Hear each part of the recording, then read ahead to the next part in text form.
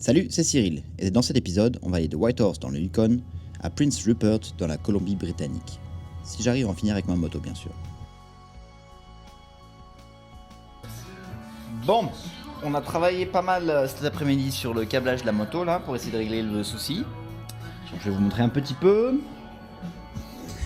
Donc le problème, ça venait de entre le kill switch qui est ici et le main harness qui est le câblage principal qui est ici. Donc j'ai enlevé tout ce qu'il y avait de base pour installer ça et j'ai changé le câblage qui reliait les deux pour avoir cette jonction là. Donc maintenant c'est le moment de tester, le moment de vérité. Bon, ça c'est pas encore fixé, donc on va juste activer ça. Ça marche.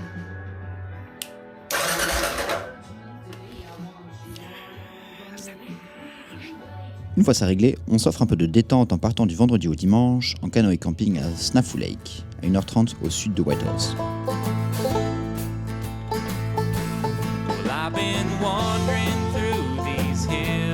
Au programme, une immersion dans la nature sauvage du Yukon du Sud, loin de tout, avec de bons repas, en bonne compagnie.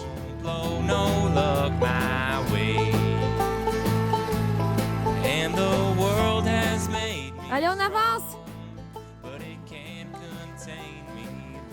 Attention que la bière, elle ne se verse pas.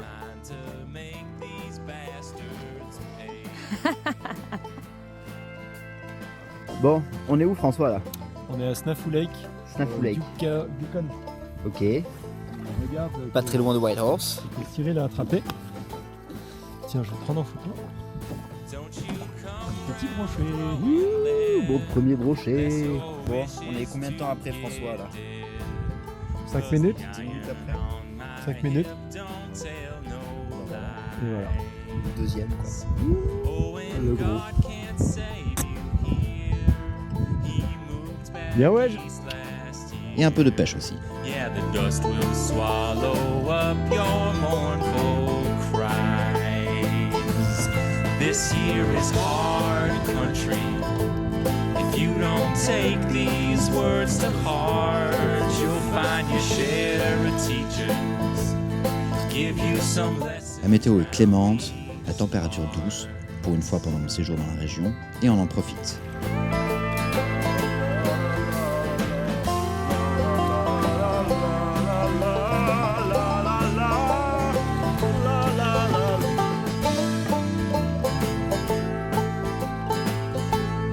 Tell you no amount of right gonna justify your lies. I can see right through you and that glass you pour.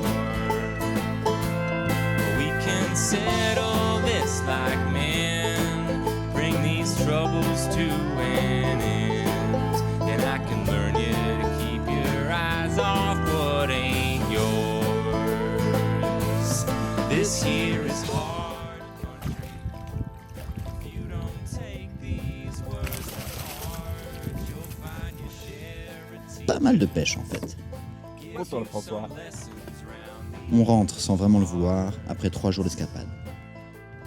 J'attends maintenant mes pneus, qui doivent être changés et que j'ai commandé quelques jours plus tôt. L'occasion de s'occuper du montage et de visiter Whitehorse, en commençant par le SS Klondike, un bateau à aube officiant sur la Yukon River la première moitié du XXe siècle. Malheureusement, voilà en travaux. Alors on file au musée de la Béringie, cette région connectant la Russie au Yukon pendant la dernière ère glaciaire. On y découvre l'histoire de la faune, de la flore, de la géologie et des premiers hommes de l'époque, ainsi que ceux qu'il en reste. Room 11, just me and my six gun, we're drinking beer. And this here is hard country. If you don't take these words to heart, you'll find your share of teachers give you some lessons round these parts. Bien détaillé, clair, super musée où je ne suis resté que 2 heures. Une fois les pneus reçus et installés, dans la Sûre je précise, il est temps de reprendre la route. Enfin, après un arrêt de plus d'1 semaine. Alors, non, j'ai pas changé de pays, je suis toujours dans le Yukon. Je suis à Carcross, donc au sud du Yukon. J'ai quitté aujourd'hui donc Whitehorse et comme vous pouvez le voir, je suis dans un mini désert. Enfin, ils appellent ça un désert. C'est pas vraiment un désert, mais c'est des dunes de sable formées par l'érosion des glaciers. Voilà ce que ça donne, quoi.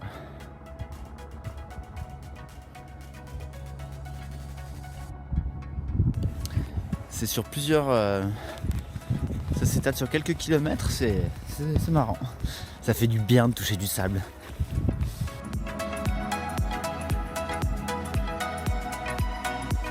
Toujours à Carcross.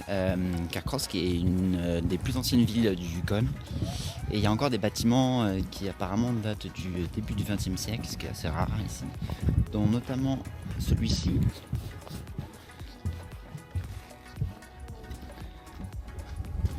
Celui-ci qui est visiblement le plus ancien magasin encore ouvert et encore en service du Yukon. On va aller faire un petit tour dedans.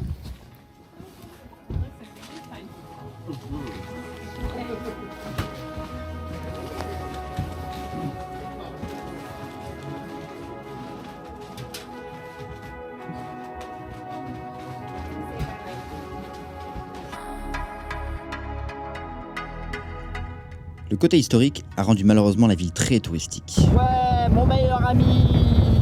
On va voir si ça change quelque chose, les nouveaux pneus. Si j'en chie toujours. Eh ben c'est pas beaucoup mieux. Hein. Oh putain, sa mère la top plus.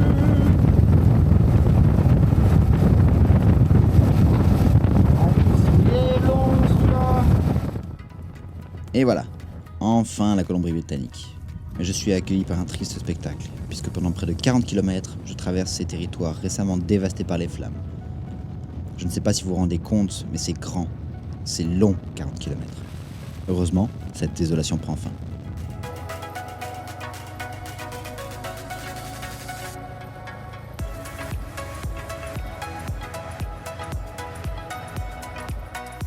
Bon,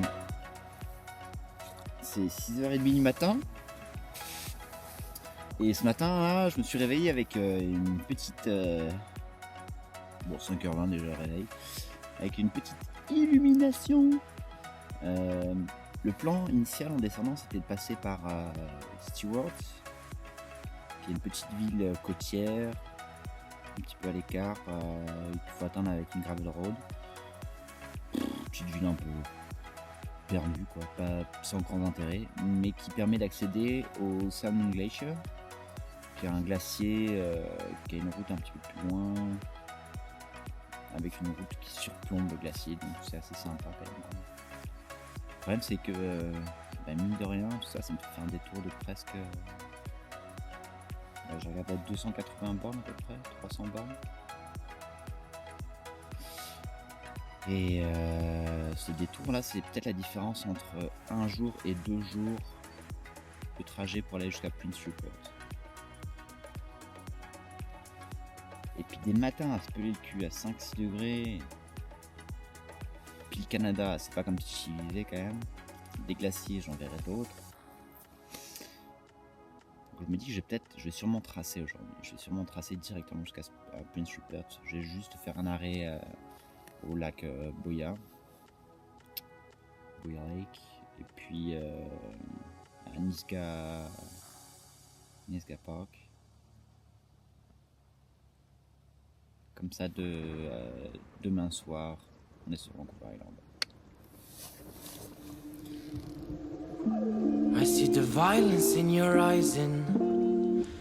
Les lacs Boya, avec leurs eaux cristallines et fonds de sable blanc, sont un véritable délice pour les yeux. Go away and go from the bad guys. Follow my advice, cause they're gonna be biting you. They're gonna kill if you let them through.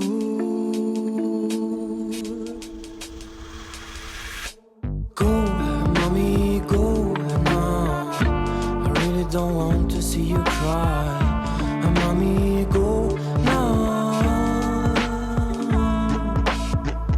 I really wanna brutalize, let him agonize, cause it's gonna be biting you. They're gonna kill if if you let them through. Go, mommy, go now. I really don't want to see you cry. Mommy, go now. Rien de mieux pour commencer la journée. On continue ensuite la Cassiar Highway, tout aussi belle. Let him agonize, 'cause it's gonna be biting you.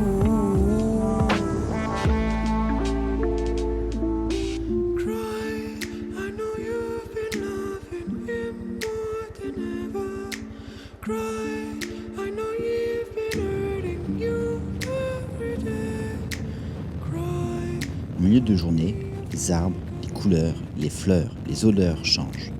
On se croirait presque dans les Alpes. Les ours en bord de route en plus. I see the violence in your eyes and it's a silent fighting. I see the lies in their mind and you can't decide 'cause they only blinding. Après une piste de près de 80 km, j'atteins le territoire du peuple Nisga'a, installé ici depuis plusieurs centaines d'années. Leur culture, proche des Premières Nations du Nord-Ouest américain, partagée entre terre, mer et air, est fascinante. Go, mommy, go now. I really don't want to see you cry. Mommy, go now. I really wanna brutalize, let him agonize, 'cause it's gonna be biting you. They're gonna kill if you let them through. Go, mommy, go now. I really don't want to see you cry. Mommy, go now. I really wanna brutalize, let him agonize, 'cause it's gonna be biting you. They're gonna kill if you let them through. Ce peuple est cependant marqué par la dernière éruption ayant lieu sur le territoire canadien, il y a près de 300 ans, qui a fait de très nombreuses victimes et a jamais changé les paysages. Sur ce dernier point, je ne sais pas si c'est une mauvaise chose, tellement la région a à offrir.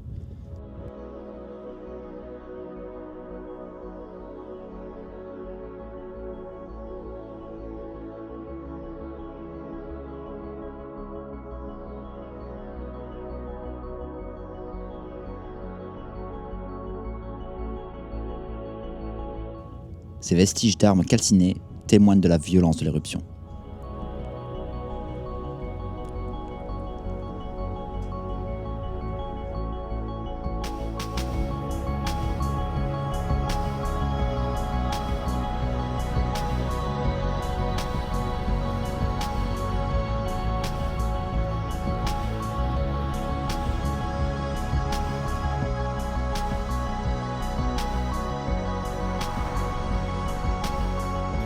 Bon, super.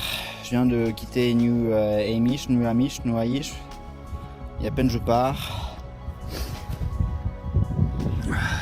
Flat tire, quoi. Ça vaut bien la peine de passer genre un jour entier à changer ce putain de pneu pour 2 jours plus tard crever, quoi. Puis ça a crevé genre bien. Je sais pas sur quoi j'ai roulé là, mais fuck. Il est 6h30 en plus. Bon voilà. Le pneu est réparé. Ça m'aura pris 1 heure. Si on nommait le temps que j'ai passé à aller en ville, parce que soi-disant quelqu'un qui pouvait m'aider, qui au final il y avait personne parce qu'ils sont tous en event 90 km plus loin, donc il n'y a personne en ville. Donc il a fait que je revienne ici. Merci à Sarah qui m'a amené jusque là-bas. Merci à Gary qui m'a filé un mauvais conseil, mais bon bref, il s'est quand même arrêté pour m'aider. Et merci surtout à Gareth qui m'a donné 2 bières pour me consoler après l'effort. C'était un champion. Tout ça dans l'histoire, j'ai quand même perdu 2 heures. Il faut que je me dépêche. Je suis censé être à 200 km d'ici. Parce que je prends le ferry demain. Il est déjà 8h20. Donc c'est-à-dire qu'il va falloir que je conduise un peu dans la pénombre. C'est pas terrible. Même dans la pénombre, la route est magnifique.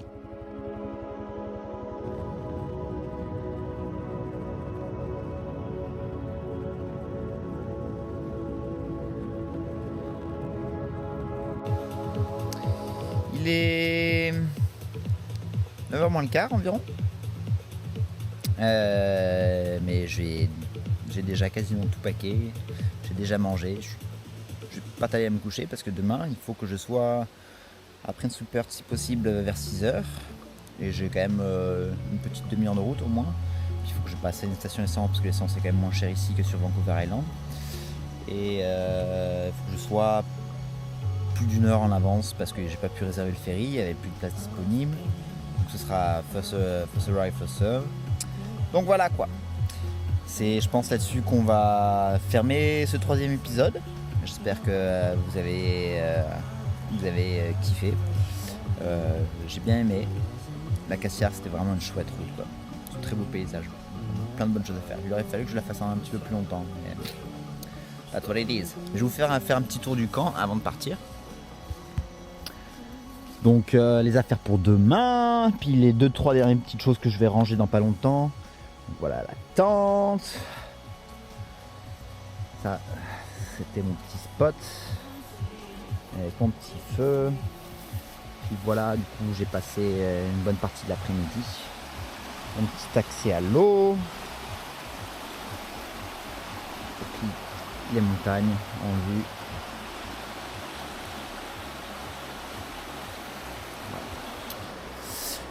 Donc on se retrouve très vite. N'oubliez pas, si jamais vous voulez plus d'actu, allez regarder l'Instagram. Il y a le lien sur la chaîne YouTube. Allez, à la prochaine, ciao ciao.